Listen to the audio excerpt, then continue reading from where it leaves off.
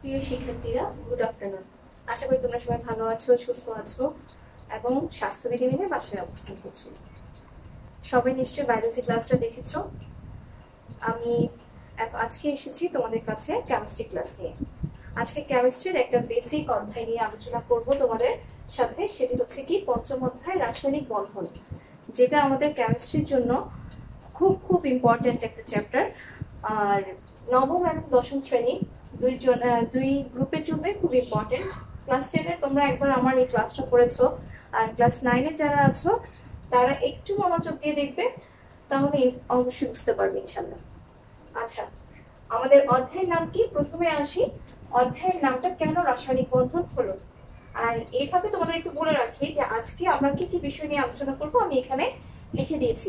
আজকের মূল আলোচ্য বিষয়গুলো কি কি হবে আমি অ্যাট এ গ্ল্যান্স এখানে লিখে দিয়েছি, তোমাদেরকে একটু বলছি। প্রথমে আছে হচ্ছে রাসায়নিক বন্ধন এবং তার প্রকারভেদ। এরপর হচ্ছে যোজ্যতা ইলেকট্রন, যোজনী, যৌগমূলক। এগুলো কিন্তু খুব ইম্পর্টেন্ট। আমরা যখন কোনো বন্ড তৈরি করতে যাব, কেমিক্যাল বন্ড, সেটা ধরো আয়নিক বন্ধন হোক কিংবা সমযোজী বন্ধন হোক, যে বন্ধনই আমরা তৈরি করতে যাই না কেন, সেখানে কিন্তু আমার ইলেকট্রনের কি হবে, আদান প্রদান এবং শেয়ারিং হবে। সো সেখানে যোজ্যতা ইলেকট্রন, যোজনী, যৌগমূলক, এই তিনটা জিনিস সম্পর্কে খুব খুব ভালো একটা আইডিয়া আমাদের থাকতে হবে বন্ড যাতে আমরা তৈরি করতে পারি। তারপর হচ্ছে যৌগের রাসায়নিক সংকেত। যৌগের রাসায়নিক সংকেত মানে আমি যে যৌগটা গঠন করলাম সেই যৌগটাকে আমি কিভাবে লিখবো। সো এই জিনিসগুলা আমরা এই চ্যাপ্টারে পড়বো। রাসায়নিক সংকেত লেখার কিছু নিয়ম আছে, আমি যেভাবে সেভাবে লিখে দিতে পারবো না। আমার ওই নিয়মগুলো, রুলস গুলো ফলো করে আমাকে রাসায়নিক সংকেত, যৌগের রাসায়নিক সংকেত লিখতে হবে।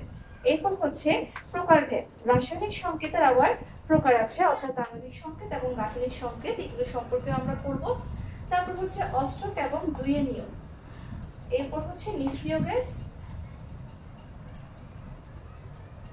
এরপর হলো ক্যাটায়ন ও অ্যানায়ন।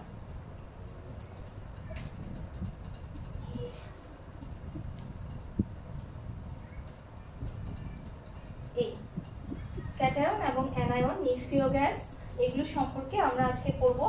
আরো পড়বো কিছু জিনিস আছে, এগুলো পড়তে পড়তে এর মাঝখানে ছোটখাটো কিছু ব্যাপার আছে, যেমন আয়নিক যৌগের বৈশিষ্ট্য কি, বা আয়নিক বন্ধন, আয়নিক যৌগ কারা, যারা হচ্ছে আয়নিক বন্ধনের মাধ্যমে তৈরি হচ্ছে তারা হচ্ছে আয়নিক যৌগ, তো তাদের বৈশিষ্ট্য কি। আবার সমযোজী যৌগের বৈশিষ্ট্য কি, অর্থাৎ গলনাঙ্ক, স্ফুটনাঙ্ক, পানিতে দ্রবণীয়তা, বিদ্যুৎ পরিবাহিতা, তাপ পরিবাহিতা, এগুলো সম্পর্কেও আমরা মাঝে মধ্যে আলোচনা করব। মূলত এই বিষয়গুলো নিয়ে আমি চেষ্টা করব আজকে ক্লাসের মধ্যে তোমাদের একটু একটা ধারণা দেওয়ার জন্য। প্রথমে আসি রাসায়নিক বন্ধন কি। আমরা জানি প্রত্যেক পদার্থই কি অণু এবং পরমাণু নিয়ে গঠিত, অর্থাৎ প্রত্যেক পদার্থের মধ্যে আছে কি অণু এবং পরমাণু। এরা একটা নির্দিষ্ট অণুগুলোর মধ্যে যে পরমাণু আছে, পরমাণুগুলো একটা বন্ডিং এর মাধ্যমে একে অপরের সাথে কি থাকে, জড়িত থাকে। তো সুবিন্যস্ত ভাবে কিন্তু জড়িত থাকে। একজন আরেকজনের সাথে যদি বন্ডের মাধ্যমে না থাকতো তাহলে আমরা কোনো পদার্থ গঠন করতে পারতাম না। তো এই যে অণুর মধ্যে, পরমাণুগুলোর মধ্যে যে অণুর ভিতরস্থ যে পরমাণু রয়েছে, এই পরমাণুগুলো যে বন্ধনের মাধ্যমে একে অপরের সাথে মিলিত হয়ে পদার্থ গঠন করে, সেই বন্ধনটাকে আমরা বলছি কি রাসায়নিক বন্ধন বা কেমিক্যাল বন্ড।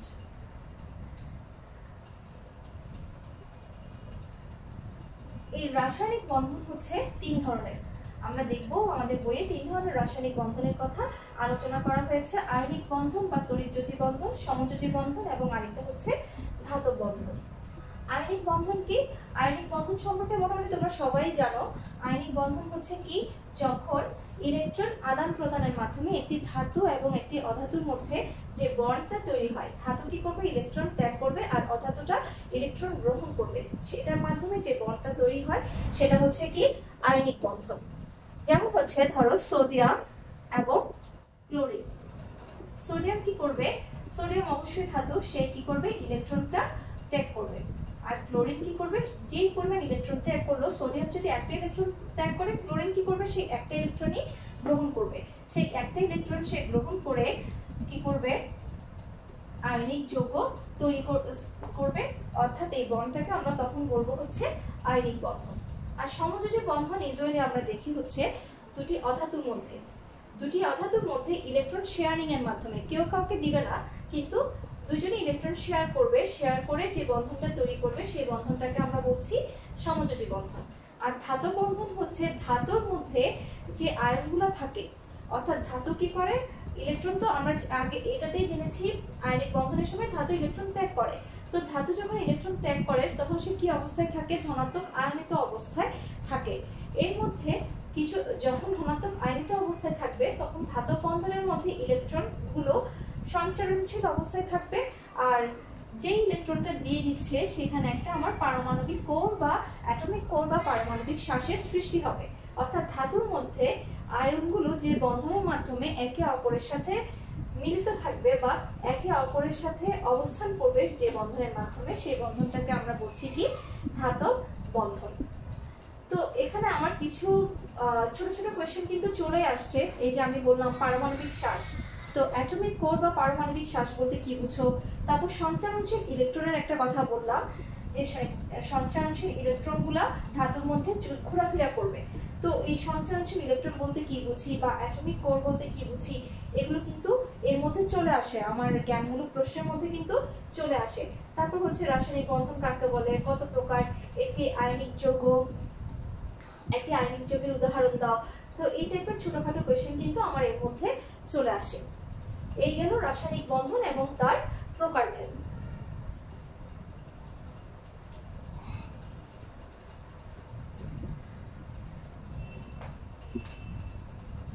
এখন আমরা আসবো হচ্ছে 2 নাম্বার টপিকসে, অর্থাৎ যোজ্যতা ইলেকট্রন। যোজ্যতা ইলেকট্রন, যোজ্যতা ইলেকট্রন বলতে আমরা কি বুঝি, আগে আমরা বুঝি ইলেকট্রন কি। আমরা নিশ্চয়ই জানি ইলেকট্রন, প্রোটন এবং নিউট্রন সম্পর্কে আমরা কিন্তু আগে পড়ে এসেছি। পদার্থের গঠন আমাদের যে তৃতীয় অধ্যায়টা আছে তখন আমরা পড়েছি, এর আগেও আমরা ক্লাস 8এও পড়েছি যে ইলেকট্রন, প্রোটন এবং নিউট্রন কি, অর্থাৎ পরমাণুর ক্ষুদ্রতম কণিকা যেটা হচ্ছে কি বহিস্থ স্তরে থাকে, যার আদান প্রদানের মাধ্যমে ধাতুগুলো কি করবে, ধাতু বলো অধাতু বলো, আদান প্রদানের মাধ্যমে বন্ডগুলো তৈরি করবে বা যৌগ তৈরি করবে। সেই ক্ষুদ্রতম কণিকাকে আমরা কি বলছি, ইলেকট্রন। তো যোজ্যতা ইলেকট্রন বলতে আমরা কি বুঝি, পরমাণুর সর্ববহিস্থ স্তরে। আমি একটা পরমাণু আঁকি, এটা হচ্ছে ধরো পরমাণুটার কি নিউক্লিয়াস, নাইট্রোজেনের পরমাণু আঁকলাম, নাইট্রোজেন পরমাণুর নিউক্লিয়াস হচ্ছে এটা, আর দুটো শেল। নাইট্রোজেনের পারমাণবিক সংখ্যা কত তোমরা নিশ্চয়ই জানো, নাইট্রোজেনের পারমাণবিক সংখ্যা হচ্ছে 7। তো আমি এখানে নাইট্রোজেনের নিউক্লিয়াস আর এখানে হচ্ছে দুটো শেল আসবে। আমি যদি তাদের ইলেকট্রন বিন্যাস করি 1s2 2s2 2p3, অর্থাৎ প্রথম শেলে থাকবে কয়টি ইলেকট্রন, দুটো ইলেকট্রন, আর সর্ববহিস্থ শেলে আমার থাকছে কয়টি ইলেকট্রন, 5টা ইলেকট্রন। যোজ্যতা ইলেকট্রন বলতে আমরা বুঝবো যখন কোনো পরমাণুর সর্ববহিস্থ শক্তি স্তরে যে পরিমাণ ইলেকট্রন থাকবে সেই ইলেকট্রনটাকে আমরা বলি হচ্ছে যোজ্যতা ইলেকট্রন। সো নাইট্রোজেনের যোজ্যতা ইলেকট্রন কত হবে, যোজ্যতা ইলেকট্রন হবে 5। এই যোজ্যতা ইলেকট্রনটা আমরা কি করব, তোমরা বলতে পারো এখানে নাইট্রোজেনের যোজ্যতা ইলেকট্রন 3 কেন হলো না। যোজ্যতা ইলেকট্রনটা মূলত আমরা আইডেন্টিফাই করি হচ্ছে সর্ববহিস্থ শক্তি স্তরের, আমরা প্রধান শক্তি স্তরে যেটা থাকবে সেটা। প্রধান শক্তি স্তরের সূত্রটা তোমাদের মনে আছে, K L M N, এগুলো কিন্তু উপশক্তি স্তর। এই যে 2s2 2p2, এটা হচ্ছে 2 দিয়ে আমরা কি বুঝছি, প্রধান শক্তি স্তর হচ্ছে 2, S হয়ে গেল উপশক্তি স্তর, Pও হয়ে গেছে উপশক্তি স্তর। কিন্তু যোজ্যতা ইলেকট্রনের ক্ষেত্রে আমরা কিন্তু প্রধান শক্তি স্তরে যতটি থাকবে, উপশক্তি স্তরের হিসাব কিন্তু আমরা করব না, আমরা শুধুমাত্র প্রধান শক্তি স্তরে যতটি ইলেকট্রন থাকবে সেটাই হবে তার কি যোজ্যতা ইলেকট্রন। তো প্রধান শক্তি স্তরের সূত্রটা কি ছিল, 2n², অর্থাৎ প্রথমে থাকবে কত, 2 × 1² অর্থাৎ 2, আর L এ থাকবে যতটা, এটা হচ্ছে L। সো L এ আছে 3 + 2 = 5, অর্থাৎ নাইট্রোজেনের যোজ্যতা ইলেকট্রন হচ্ছে 5। এখন আমাদের বইয়ে আরো অনেক মৌল আছে, তোমরা কি করবে সবগুলো মৌল না হোক অ্যাটলিস্ট 10টা মৌলের যোজ্যতা ইলেকট্রন তোমরা বের করবে। অক্সিজেন, তারপর সোডিয়াম, পটাশিয়াম, ম্যাগনেসিয়াম, এরকম 10টা মৌলের যোজ্যতা ইলেকট্রন তোমাদের জন্য হোমওয়ার্ক দিচ্ছি। বাসায় বসে তোমরা যোজ্যতা ইলেকট্রনটা বের করে ফেলবে আর আমাকে কমেন্ট বক্সে জানাবে যে মিস আমি করেছি। ওকে, যোজ্যতা ইলেকট্রন নিশ্চয়ই ক্লিয়ার তোমাদের কাছে। এখন আমরা যাচ্ছি যোজনী কি।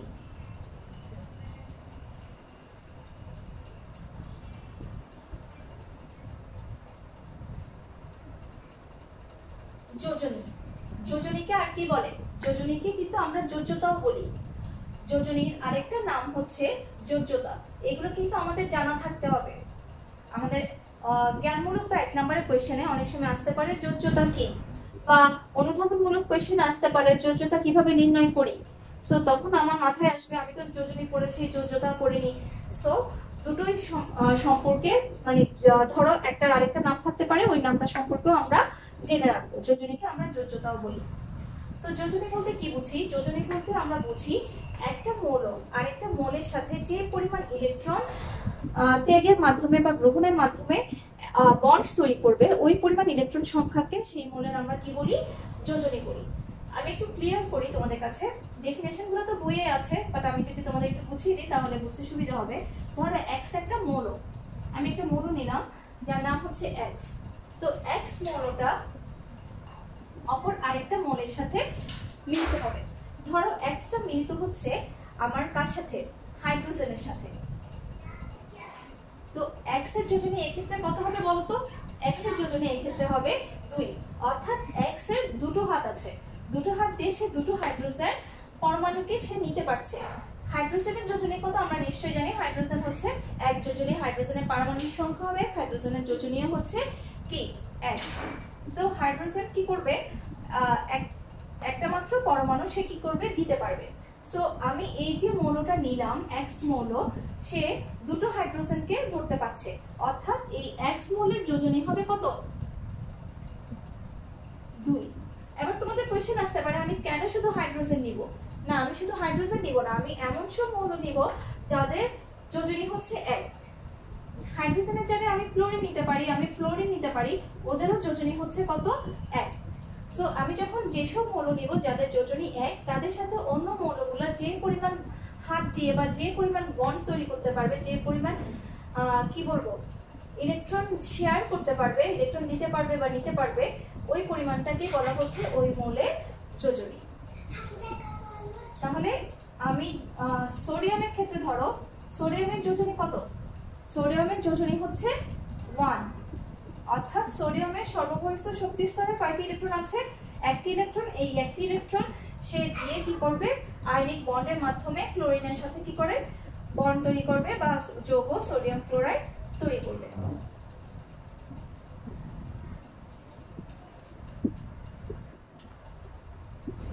যা করছিলাম যোজনী, এখন হচ্ছে আমরা যোজনী আরেকটা টেকনিকেও মনে রাখতে পারি। সেটা হচ্ছে আমি তোমাদের কয়েকটা মৌলের যোজনী বের করে দেখাচ্ছি। প্রথমে ধরো সোডিয়াম, যার পারমাণবিক সংখ্যা 11। এরপর ধরো ম্যাগনেসিয়াম, যার হচ্ছে 12। তারপর ধরো ফসফরাস, যার হচ্ছে কত? 15। এরপরে ফসফরাস, আচ্ছা ক্লোরিন। আচ্ছা এই তিনটা দিয়ে তোমাদেরকে আগে বুঝিয়ে দিই। ক্লোরিনের ক্ষেত্রেও ক্লোরিন হচ্ছে কত? 17। আচ্ছা এই চারটাই দিলাম। তো সোডিয়ামের ইলেকট্রন বিন্যাস আমি দেখি কত? 1:2, 2:2, 2p6, 3s1। 11 হয়েছে, 2 to 4, 6 10, 11। ম্যাগনেসিয়ামের ক্ষেত্রে 1:2, 2:2, 2p6, 3s2। ফসফরাসের ক্ষেত্রে 1:2, 2:2, 2p6, 3s2, 3p3। আর ক্লোরিনের ক্ষেত্রে 1:2, 2:2, 2p6, 3s2, 3p5। এই এখন আমি যোজনীর ক্ষেত্রে মনে রাখবো আমার সর্ববহিষ্ঠ শেলে কতটি ইলেকট্রন আছে, অর্থাৎ যতটি ইলেকট্রন আমি ত্যাগ করতে পারবো কিংবা গ্রহণ করতে পারবো, ওই সংখ্যাটাই হচ্ছে মূলত ওই মৌলের জন্য কি? যোজনী, তাই তো? তাহলে এখানে আমার সর্ববহিষ্ঠ শেলে আছে কয়টি ইলেকট্রন? 1টি। মানে আমি ইজিলি বলতে পারি সোডিয়ামের যোজনী হচ্ছে 1। ঠিক সেম ম্যাগনেসিয়ামের সর্ববহিস্থ শেলে আছে কয়টি? দুইটি। তাহলে ম্যাগনেসিয়ামের যোজনী হচ্ছে 2। ফসফরাস, ফসফরাসের সর্ববহিস্থ শেলে আমার আছে কত? 3। তাহলে ফসফরাসের ক্ষেত্রে আমি ধরতে পারি যোজনী হচ্ছে 3। আবার ফসফরাস কিন্তু দুটি যোজনী প্রদর্শন করে। পরিবর্তনশীল যোজনী বলতে আমরা যেটা বুঝি যোজনী, আচ্ছা এক্ষেত্রে আরেকটা কথা আসছে, যোজনীর ক্ষেত্রে যোজনী কিন্তু আবার 4 প্রকার। আমি এই জিনিসটা পড়িয়ে তোমাদের 4 প্রকার যোজনীর কথা বলছি। তো ফসফরাসের ক্ষেত্রে ফসফরাস 3 একটা যোজনী প্রদর্শন করবে। আবার এই যে এই দুটোর সর্ববহিস্থ প্রধান শক্তি স্তর, অর্থাৎ এখানে 2 এখানে 3, এই দুটোর যোগফল হয়ে কত হয়? 5। ফসফরাসের ক্ষেত্রে 5ও কিন্তু কখনো কখনো ফসফরাস উত্তপ্ত অবস্থায় কিন্তু ফসফরাস যখন কোনো মৌলের সাথে যুক্ত হয় তখন কিন্তু সে 5 যোজনীয় প্রদর্শন করে। এরপর আসছে ধরো ক্লোরিন। ক্লোরিনের ক্ষেত্রে আমার আছে কয়টি? 5টি। আর সব দুটো মিলে আমার লাস্ট শেল অর্থাৎ 2 + 5 = কত? 7। তো 7 আমি কিন্তু 7 ক্লোরিনের যোজনী 7 কিন্তু লিখতে পারি না। কেন লিখতে পারি না? আমাদের একটা টেকনিক সবসময় মনে রাখতে হবে, 1 থেকে 4 পর্যন্ত যখন বহিস্থ শেলে থাকবে, ইলেকট্রন সংখ্যা যখন 1 থেকে 4 পর্যন্ত থাকবে লাস্ট শেলে বা লাস্ট অরবিটালে, যখন আমার 1 থেকে 4 পর্যন্ত থাকবে ইলেকট্রন সংখ্যা, তখন তার যোজনী আমি 1 2 3 4 লিখতে পারবো। কিন্তু যখন 4 এর বেশি হয়ে যাবে তখন আমি কি করব? সেটা 8 থেকে মাইনাস করব। এই যে ক্লোরিনের ক্ষেত্রে লাস্ট শেলে আছে কয়টি ইলেকট্রন? 7টি ইলেকট্রন আছে। সো এই জন্য আমি কি করব? 8 - 7 = হচ্ছে কত? 1। অর্থাৎ ক্লোরিনের যোজনী হবে আমার কত? 1। তেমনি লাস্ট শেলে যদি আমার থাকে 6টা ইলেকট্রন, তখন ওই মৌলের যোজনী হবে 8 - 6 = 2। তো এই জিনিসটা মাথায় রাখবো, 1 থেকে 4 পর্যন্ত যখন থাকবে আমি তাদের যোজনী লাস্ট শেলের ইলেকট্রন সংখ্যা দেখে বসিয়ে দিব। কিন্তু যখন আমার 4 এর অধিক হয়ে যাবে, 5 6 7 হবে, তখন আমি কি করব? 8 থেকে মাইনাস করে যে সংখ্যাটা পাবো সেটাই তার যোজনী হিসেবে কাউন্ট করব। এই হলো আমাদের যোজনী বের করার একটা নিয়ম। তারপরে অনেক মৌল আছে, অনেক যৌগমূলক আছে, অনেক যৌগ আছে। সো এতগুলো মনে রাখা বা টেকনিক বের করার সময় আমাদের পরীক্ষার হলে থাকে না। তাই আমরা একটু চেষ্টা করব মেমোরাইজ করার, যে কিছু কমন মৌল যোজনীগুলো আমরা মেমোরাইজ করে রাখবো।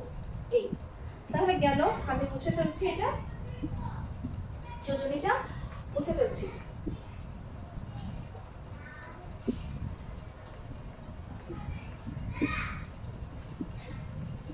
এবার আমরা যাব হচ্ছে, আচ্ছা তোমাদের আমি বলেছিলাম যে যোজনী প্রকারভেদটা একটু করে বলে দিই। যোজনী 4 প্রকার। যোজনী ইউজুয়ালি 4 প্রকার। কি কি?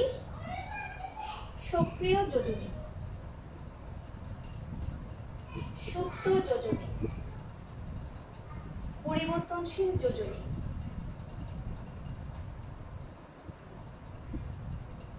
সক্রিয় যোজনী, সুপ্ত যোজনী, পরিবর্তনশীল যোজনী, আর আরেকটা আছে সেটা হচ্ছে কি? সর্বোচ্চ যোজনী। তো এই 4 ধরনের যোজনী তোমরা লেখা দেখে নিশ্চয়ই বুঝতে পারছো কোনটা কি যোজনী। সক্রিয় যোজনী মানে কি? আমার যখন একটা মৌলের 2 বা ততোধিক যোজনী থাকবে, যেমন আমি তোমাদেরকে বললাম ফসফরাসের ক্ষেত্রে 3 এবং 5 আছে, তারপর আয়রনের ক্ষেত্রে আছে কি 2 এবং 4, তারপর ফসফরাসের ক্ষেত্রে আছে 3 5। তো এটার মধ্যে যেটা বেশি ইউজ হয় সেটা হচ্ছে ওই মৌলের জন্য সক্রিয় যোজনী, অর্থাৎ অধিক সংখ্যক মৌলের সাথে বিক্রিয়া করতে পারে যে যোজনীর সাহায্যে, সেটাই হচ্ছে তার সক্রিয় যোজনী। আর সুপ্ত যোজনী কি? সুপ্ত যোজনী হচ্ছে সর্বোচ্চ যোজনী এবং সক্রিয় যোজনীর মধ্যে যে পার্থক্যটা, সেটাই হচ্ছে সুপ্ত যোজনী, অর্থাৎ সর্বোচ্চ মাইনাস সক্রিয়, এটা হচ্ছে সুপ্ত যোজনী।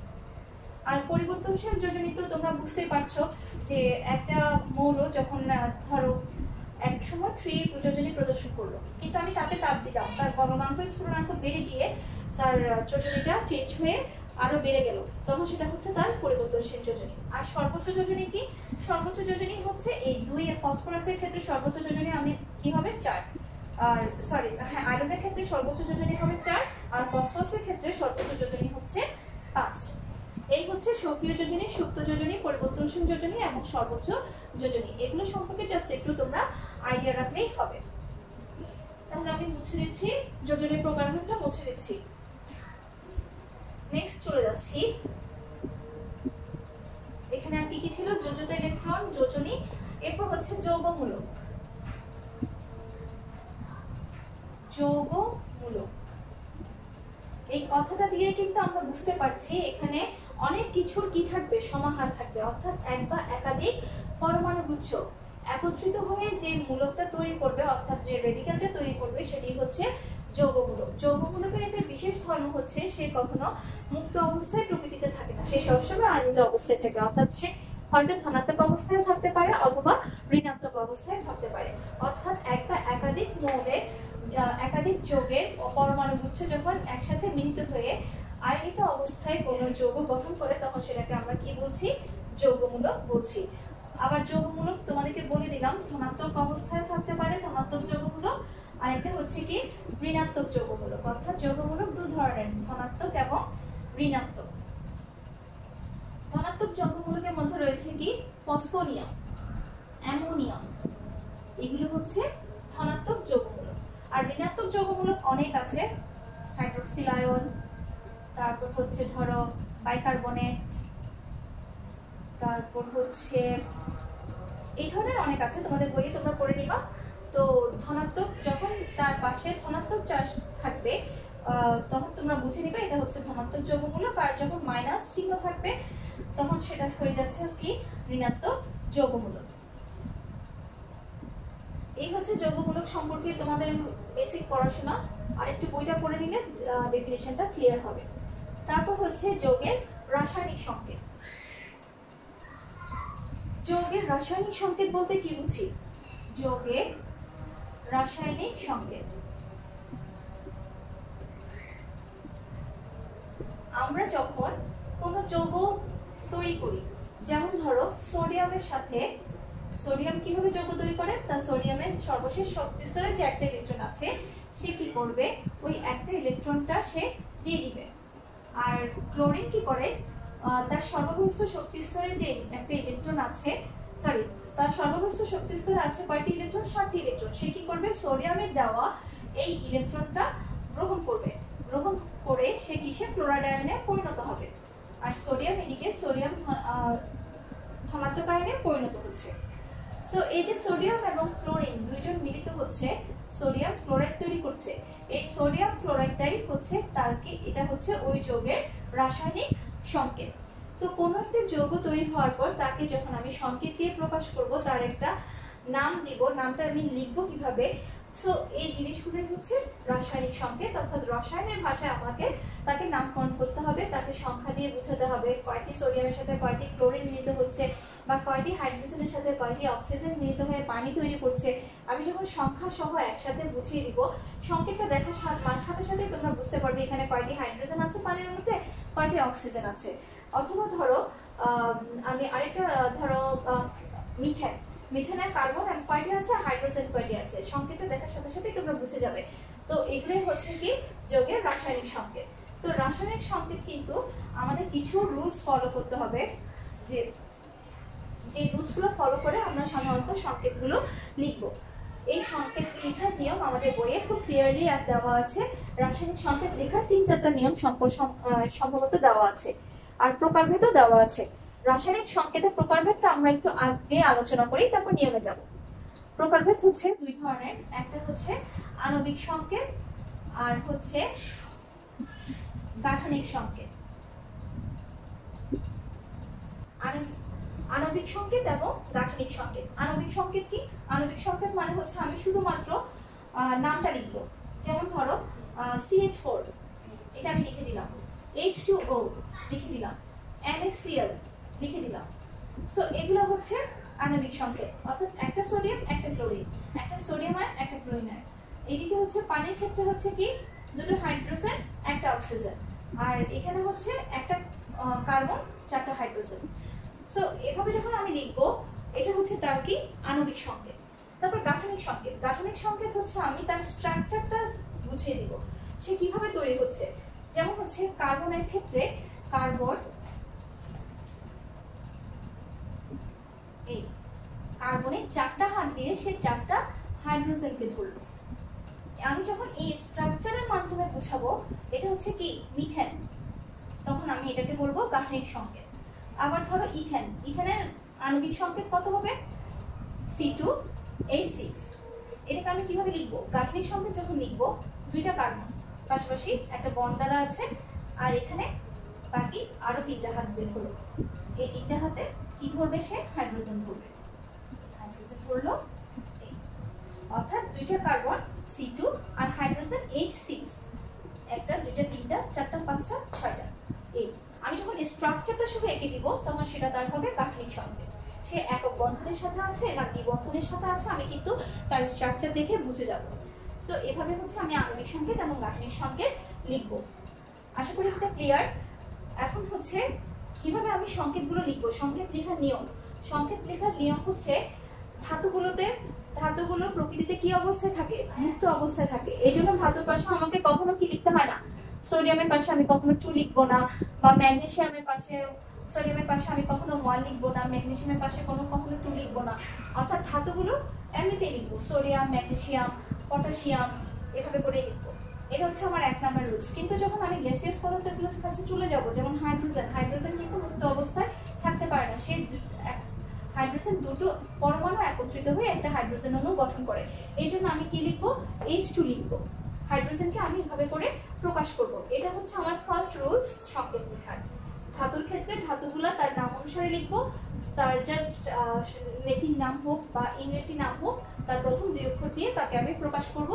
আর যেগুলো তোমার গ্যাসিয়াস পদার্থগুলো আছে যারা মুক্তভাবে থাকতে পারে না, তাদের ক্ষেত্রে সে কয়টা পরমাণু একত্রিত হয়ে মুক্ত অবস্থায় বিরাজ করতে পারে ওই পরমাণুর সংখ্যাটা দিয়ে আমি তাকে প্রকাশ করব। এটা হচ্ছে ফার্স্ট রুলস। সেকেন্ড রুলস হচ্ছে বা দ্বিতীয় নিয়মটা হচ্ছে কি?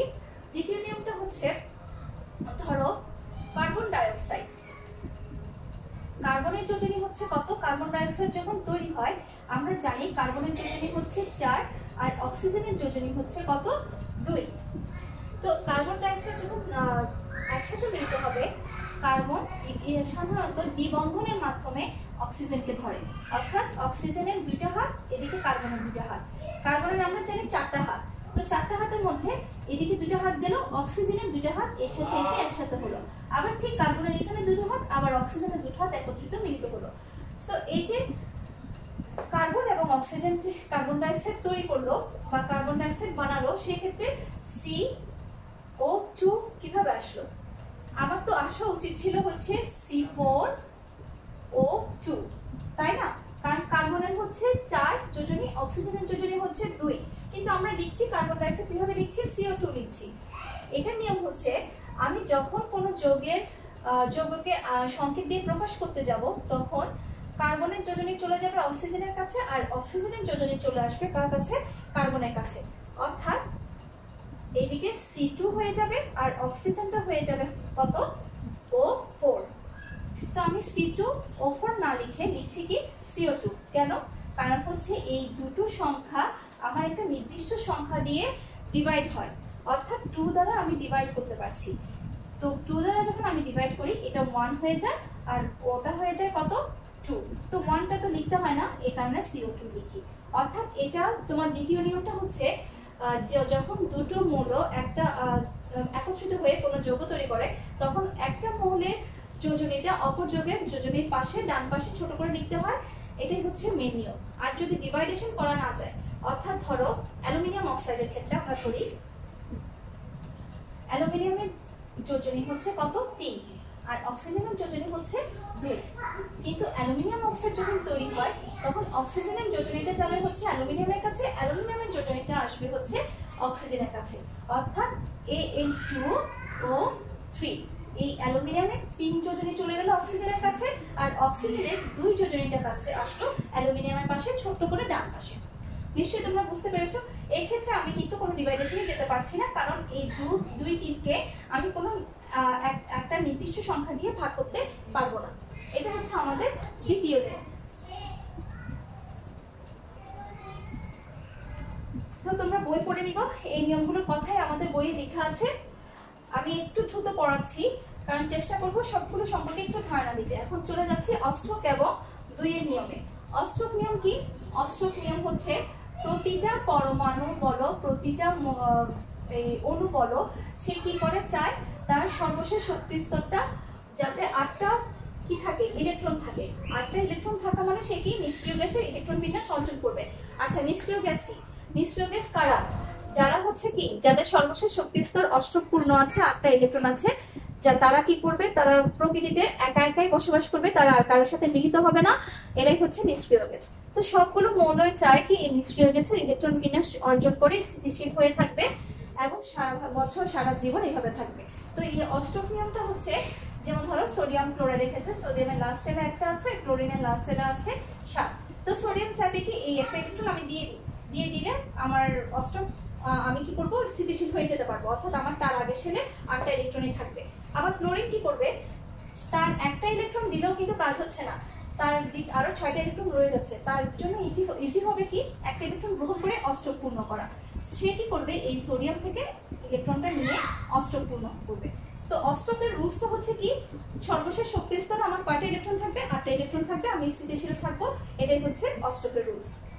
আর 2 এর নিয়ম হচ্ছে, যারা অষ্টকের রুলস ফলো করতে পারছে না, যেমন কে, হিলিয়ামের 1s2, হিলিয়ামের ইলেকট্রন বিন্যাস কত, সরি পারমাণবিক সংখ্যা কত, 2, তার ইলেকট্রন বিন্যাস হচ্ছে 1s2, তার তো আর কোনো পারমাণবিক ইলেকট্রন নেই, তখন সে তো অষ্টক পূর্ণ করতে পারছে না, কাউকে দিতেও পারবে না, নিতেও পারবে না, সেক্ষেত্রে সে কিসের নিয়ম ফলো করবে, সে ফলো করবে হচ্ছে 2 এর নিয়ম। তারপর হচ্ছে বোরন ফ্লোরাইড, সে কি করবে, তার সর্বশেষ শক্তি স্তরে থাকবে কয়টা, 3 জোড়া ইলেকট্রন থাকবে। 2 এর নিয়ম হচ্ছে অষ্টক ছাড়া, অষ্টক মানে 8 থাকবে, আর 2 এর নিয়ম হচ্ছে আমার সর্ববহিস্থ শেলে 1 জোড়া ইলেকট্রন থাকতে পারে, 2 জোড়া ইলেকট্রন থাকতে পারে, কিংবা 3 জোড়া ইলেকট্রন থাকতে পারে, অর্থাৎ 2, 4, 6 এরকম সর্ববহিস্থ শেলে ইলেকট্রন থাকবে, এটাই হচ্ছে আমার 2 এর নিয়ম। এই হচ্ছে অষ্টকের নিয়ম এবং 2 এর নিয়ম। আর নিষ্ক্রিয় গ্যাস তো তোমাদেরকে বলেই দিলাম, নিষ্ক্রিয় গ্যাস কি, হিলিয়াম, নিয়ন, আর্গন, ক্রিপ্টন, জ্যানন আর হচ্ছে রেডন। এই গ্যাসগুলো হচ্ছে কারোর সাথে মিলিত হয় না, এদের সর্ববহিস্থ শেলে কয়টা ইলেকট্রন থাকে, 2, 10, 18, অর্থাৎ এদের সর্ববহিস্থ শক্তি স্তরে থাকবে হচ্ছে তোমার 2s2, 2p6, এই যে 8টা, তারপর 1s2, 2s2, 2p6, 3s2, 3p6, 2 দিয়ে 4, 4 10, 18, এখানেও 8, অর্থাৎ এদের সবারই সর্ববহিস্থ শক্তি স্তরে কয়টা করে ইলেকট্রন থাকবে, 8টা করে ইলেকট্রন থাকবে। 8টা ইলেকট্রন থাকা মানে হচ্ছে আমার কারোর সাথে মিলিত হওয়ারও দরকার নেই, কাউকে ইলেকট্রন দেওয়ারও দরকার নেই, কারোর কাছ থেকে ইলেকট্রন নেওয়ারও দরকার নেই। এরা হচ্ছে নিষ্ক্রিয় গ্যাস, এরা কারোর সাথে মিলিত হয় না। এই হচ্ছে, তারপর হচ্ছে ক্যাটায়ন এবং অ্যানায়ন। যখন কোনো ধাতু ইলেকট্রন কি করবে, ধাতুর একটি বৈশিষ্ট্য হচ্ছে সে ইলেকট্রন ত্যাগ করবে, অর্থাৎ ইলেকট্রন যখন ত্যাগ করে এই ধাতব মূলকগুলো তখন কিসে পরিণত হয়, ক্যাটায়নে পরিণত হয়। যেমন সোডিয়াম প্লাস, এই প্লাস আয়নটাকে বলা হচ্ছে কি ক্যাটায়ন। আর অধাতু কি করে, অধাতুর ধর্ম হচ্ছে ইলেকট্রন গ্রহণ করবে, গ্রহণ করলে সে কি হবে, ঋণী হয়ে যাবে। ইলেকট্রন গ্রহণ করবে, ইলেকট্রন গ্রহণ করে সে কি করে, এই যে ক্লোরিন ইলেকট্রন গ্রহণ করছে, এই যে মাইনাস সাইনটা হলো এটাই হচ্ছে এই আয়নটাকে আমরা বলছি অ্যানায়ন। এই হচ্ছে ক্যাটায়ন এবং অ্যানায়ন। এছাড়া তোমাদের এই চ্যাপ্টারে আর কি কি আছে, এই চ্যাপ্টারে আরো আছে হচ্ছে ধাতব বন্ধন, যে আয়নিক বন্ধন, সমযোজী বন্ধন, ধাতব বন্ধন, এই যে বন্ধনগুলো আছে, বন্ধনগুলোর কিছু বৈশিষ্ট্য আছে, যে এদের গলনাঙ্ক এবং স্ফুটনাঙ্ক। আয়নিক যৌগ যেহেতু স্ট্রং বন্ডিং, তার মানে আমাদের বুঝতে হবে তাদের গলনাঙ্ক এবং স্ফুটনাঙ্ক, অর্থাৎ ইলেকট্রন ত্যাগ এবং ইলেকট্রন গ্রহণের মাধ্যমে কি হচ্ছে, বন্ডিংটা তৈরি হচ্ছে, এই জন্য আয়নিক বন্ধনের গলনাঙ্ক এবং স্ফুটনাঙ্ক বেশি। আর সমযোজী বন্ধন হচ্ছে দুর্বল ভ্যান ডার ওয়ালস বন্ধনের মাধ্যমে একটা আরেকটার সাথে যুক্ত থাকে। তো এদের আকর্ষণ শক্তিও কম, বন্ধন শক্তিও কম, এদের গলনাঙ্ক এবং স্ফুটনাঙ্ক এদিকে ছোড়া দাও আমার খুব বেশি খুব বেশি দেওয়ার দরকার নেই। সো এদের গলনাঙ্ক এবং স্ফুটনাঙ্ক কম সমযোজী যৌগের। আবার হচ্ছে কি তড়িৎ পরিবাহিতা, তড়িৎ পরিবাহিতা ঠিক সেম, আয়নিক যৌগের তড়িৎ পরিবাহিতা সমযোজী যৌগের চাইতে বেশি। তারপর হচ্ছে তাপ পরিবাহিতা, আয়নিক যৌগগুলো খুব দ্রুত কি হয়, উত্তপ্ত হয়। যেসব যৌগ আয়নিক যৌগ তাদের মধ্যে তাপের পরিবহনটা খুব দ্রুত হয়। সো এগুলো তোমরা চ্যাপ্টারের শেষের দিকে পাবে। তোমরা এগুলো একটু পড়ে নিবে। আর হচ্ছে নেক্সট ক্লাসের জন্য তোমাদের কিছু কি দিব, হোমওয়ার্ক দিব, যেগুলো তোমরা কমেন্ট বক্সে আমাকে জানাবে। এই যে তোমাদের প্রথমে বলেছিলাম যে যোজনী বের করা, যোজ্যতা ইলেকট্রন বের করা, কিছু যোজনী মুখস্থ করা বা মেমোরাইজ করা, তারপর হচ্ছে রাসায়নিক সংকেত এবং আণবিক। রাসায়নিক সংকেতের যে দুটো প্রকারভেদ আছে, আণবিক সংকেত এবং গাঠনিক সংকেত, এদের মধ্যে পার্থক্য রেখা, অস্ট্রোকের নিয়ম, দুইয়ের নিয়ম সম্পর্কে লেখা। তারপর হচ্ছে কি ধরো যে কোনো একটা যোগ দিয়ে দিলাম, কি দিব তোমাদেরকে, যে কোনো একটা যোগ, তো সোডিয়াম ক্লোরাইড ধরো বা ম্যাগনেসিয়াম ক্লোরাইড ধরো। ম্যাগনেসিয়াম ক্লোরাইডকে কেন আয়নিক যৌগ বলা হয়, বা সোডিয়াম ক্লোরাইড কেন সমযোজী যৌগ নয়, এই ধরনের কিছু কোয়েশ্চেন আসতে পারে। সো এই কোয়েশ্চেনগুলো তোমরা একটু পড়ে নিবে এবং নিজেরাই সিকিউ এবং এমসিকিউ কোয়েশ্চেন রেডি করবে। রেডি করে যদি দেখো যে আমি এই কোয়েশ্চেনটা ভালো করে বুঝছি না, আমাকে কমেন্ট বক্সে লিখবে, আমি নেক্সট ক্লাসে ইনশাল্লাহ আবার বুঝিয়ে দিব। সো সবাই ভালো থাকবে, সুস্থ থাকবে।